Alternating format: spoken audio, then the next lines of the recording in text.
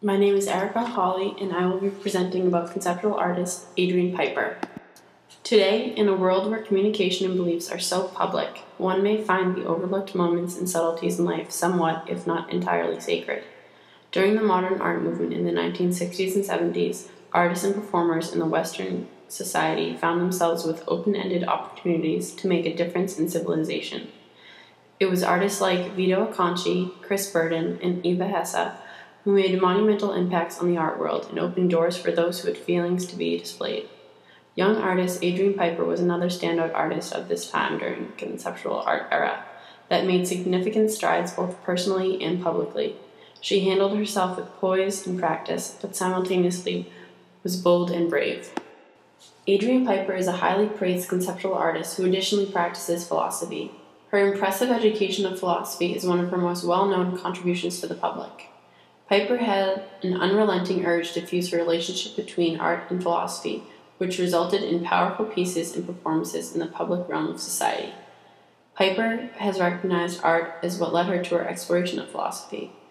She attended the School of Visual Arts in New York in 1967, and this is when she abandoned her commitment to figuration and found in the work of Saul LeWitt a new conception of what art could be. With the help of LeWitt in his work, Adrian Piper was able to discover herself in conceptual art, whilst beginning a serious study of analytic philosophy, inevitably resulting in her famous conceptual works. She uses her own ideas and beliefs from her advanced studies of philosophy as her subjects of her performances and works. Among her main focuses for her pieces were racism, gender, and politics. A concentration of Piper's was to use her own experiences as her main subjects to communicate issues with race and unspoken problems as a result of prejudices. She had a desire to embody unpleasant events that she had to deal with regularly in her own life. Her determination to use her own life's examples as a woman of color in constructive ways is what led to her popularity, notoriety, and change.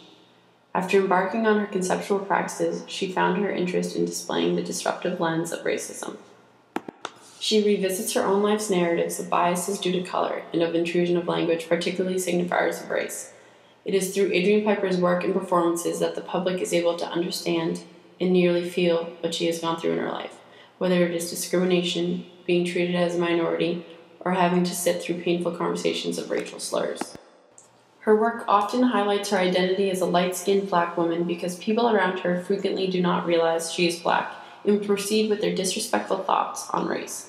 Having to listen to whites talk about blacks behind their backs because they thought that she too was white is what scarred her the most. Instead of becoming openly angry and hostile to whites and those who disregard feelings of blacks, Piper decided to be the bigger person and do something constructive with it.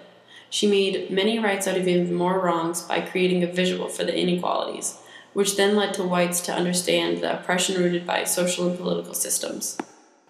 With Piper's profound knowledge and published works in philosophy, it is no surprise the amount of both criticism and praise she receives for what she makes known to the public. In her opinion, conceptual art's strongest legacy is its utter disregard for social and intellectual hierarchies. The perspective she holds is rare and eminent to her focus in what she wants to be made public. Adrian Piper's works have powerful imagery that encompasses truth, poetry, rage, and pride. With her philosophical background, her dignity is no shock with how she presents herself to the public. Her approach with all of her pieces is cautious and practiced. Piper remains unaware of the effect that her pieces have on people. The strategy she uses is to carefully choose the point she wants to make and then proceeds with a plan that will achieve the results and convey a message that is politically correct, yet is a bold statement to be made. She develops many different series of works throughout her career, always staying true to her relationship between ideas and art. In one of her world-renowned series, Catalyst, she remarks the distinction between herself and the role she performs as an artist, theatricalizing it. She takes her ideas and embodies these beliefs in performance, but is solely focusing on making the performance work and not necessarily trying to portray her true self. Throughout her different works in this series, she appears to be a bizarre citizen and out of the ordinary to the naked eye. Throughout her different works in the series, she appears to be a bizarre citizen and out of the ordinary to the naked eye. Here is a quote by Adrian Piper. She once stated, "For me, no art object, however well enclosed in an art context it is, can be only what it purports to be." It can no longer be self-referential in the way the minimal aesthetic demands, nor successfully denotative as the conceptual aesthetic demands. Everything seems to suggest a possible non-art counterpart, or vice versa. I don't think this means that I can't look at art anymore, just that I can no longer see art as separate from everything else. By this, she means that she feels no piece of art has only one meaning. Her work preaches more than one meaning, in that she demonstrates a motivated act, and it has deep premeditated meaning that is often beyond people, unless they are informed of its significance. The Catalyst series are a collection of public performances or pieces of her art that are publicly displayed. The technique she uses in all of the pieces is to suggest something other than what it appears to be. She strives to make the viewer see deeper and take something from each piece. Her actions totally engage viewers as participants by inviting them to demonstrate their disgust with her appearance or unease with her unintelligible behavior, which is somewhat how she planned it to fall into place. Adrian Piper presents her work with such confidence and belief in her own self that there is no way for her to go unnoticed. She nearly begs for attention in some of the pieces in her Catalyst series, in the most quiet of ways. Here is Adrian Piper in one of her public performances. Here is shown Catalysis 3 from her Catalysis series. In this series, Adrian Piper uses a fresh method of bringing forth her ideas and beliefs to the public eye. In one of her most famous performance pieces, here shown in 1970, she first described Catalysis 3 matter-of-factly as a set of actions already executed. In this piece, she simply describes, "I painted my set of clothing with sticky white paint, with the sign attached saying, 'Wet Paint,' then went shopping at Macy's for some gloves and sunglasses." This performance piece is one of only 2 actions that she documented with photographs. She is shown in the photo walking down a sidewalk in New York, with, as she described, an outfit covered in white paint and a large sign with text. In the photograph, viewers are shown looking at Piper, astounded by her presence and trying to swallow the vision that she is presenting to them. The narrative that follows the scene in the photograph is quite intriguing for one who was not there to imagine. She prepares herself in a simple collection of clothing put into a basic outfit. She then covers her own wardrobe with thick white paint, as well as a painted sign stating, in fact, "Wet Paint." Piper, wanting to make a statement, steps into the public eye on her way to do an errand or two. She walks down the street, appearing unfazed as if she was doing something normal. Her errand is to Macy's to purchase some gloves and sunglasses. Her action of going to it is the form in which she presents herself that makes what she did in Catalysis 3 out of the ordinary. There are many significant symbols that Adrian Piper uses to make a point, aside from going on a mundane errand in society. First, she dresses in an outfit and decides to paint it with white paint. The white paint can be seen as a matter of race in Piper's eyes. It is thought that her choice of color for paint is something pertaining to the idea of racism. Adrian Piper's background of being seen as a Caucasian American woman to her peers are for simply being judged by her looks and steady upbringing. This act represents more than what initially meets the eye because of different elements of the performance that she chooses to include. Along with the white paint representing race and how she appears white, she also includes a sign with wet paint saying, "Wet Paint." The text on the sign reads exactly what it is, which may seem pretty straightforward, but there is more meaning underneath the viewer's first reaction. The fact that she wrote quite literally what is on her and on the sign, a viewer can find a deeper meaning. The medium she chooses to use had a lot to do with her emerging self in a political sense, as a woman and a black person. One may see the sign as a statement for how something may appear to be one thing and be something completely different. In Piper's case, people see her as white, but she identifies as an African American woman. Now, beyond racism, this performance takes place for some part in Macy's. Macy's is a well-known department store that epitomizes status in society with what people are able or unable to purchase anything there, and if so, what do they purchase? As soon as she entered Macy's in her freshly painted clothing, she became an unexpected and presumably undesirable element in the world of a Macy's shopper. Since she presents herself in this particular setting, a feminized counterpart to the manly realm of an art museum, her performance does anything but vie for attention. Adrian Piper knew that initially the viewers would have to recognize that she was covered in paint, and then they would have to accept it. Following the acceptance, Piper expected that the viewers would determine what they see as some sort of artistic performance, political demonstration, or prank. The political quality of this piece is established when she defines herself as an art object and presenting herself as a painting. This builds a relationship between the viewer and Piper. The importance of this relationship that she creates between herself and the viewer is a crucial element in all of her works. In another piece of Adrian Piper's, her viewer, again, is a significant piece of political puzzle. This piece, Catalysis 4, shown on the screen, is a piece from her Catalysis series and is a politically charged performance in public. Piper's actions engage the public even if they do not wish to be or plan to be involved, and their participation is what makes her performances mean anything.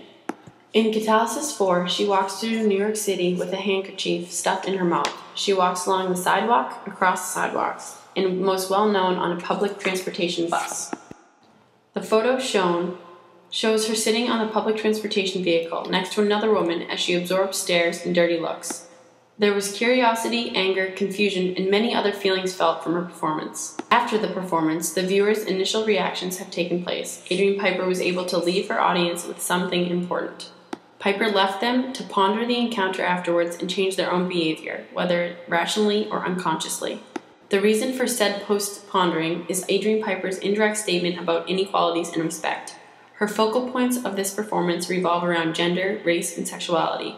She addresses gender conventions and the concerns of women who find themselves silenced and objectified. Catalysis 4 becomes one of her most important pieces of her career due to the valuable lesson learned from it. She discovered the way men react to women's outward appearance by objectifying her, and she also found that men reacted to her by pinching her or applauding her. She made this bold difference in gender conventions by simply putting a cloth in her mouth and not having to say anything at all. The power of her silence, not only as a human, specifically as a woman, a black woman, was heard more than what actions she performed or statements she could have stated aloud. She admits that she had the challenge of attempting to disregard her audience's judgment of her actions and her as a woman in public. It would be one thing for Adrian Piper to receive this attention for making a loud scene or protest, but the idea that she used her silence to emphasize her voice and make it be heard without words is beyond powerful and moving. A proud woman, Adrian Piper had a keen sense of what messages she wanted to portray through her work, some pieces more blatant and apparent than others. From 1986 to 1990, she created an art series, Calling Cards, that she displays some politically charged messages, which got her a lot of attention from the public and the critics. Shown here is card number 1 from her Calling Card series, a reactive guerrilla performance for dinner and cocktail parties. She supposedly devised a strategy for minimizing confrontation when she was compelled to challenge someone's racist behavior. Piper had the unfortunate experience of being present for a peer's racial slur. This peer was unaware of the fact that she is African American and proud to identify as black. Instead of staging a verbal and public confrontation, she gave the offender a card, shown on the screen, that begins, "Dear friend, I am black." The public session of when she would hand out the cards were felt as defensive and hostile at first, and the majority of the white audience felt discomfort and regret upon hearing how devastating the performance was for the artist.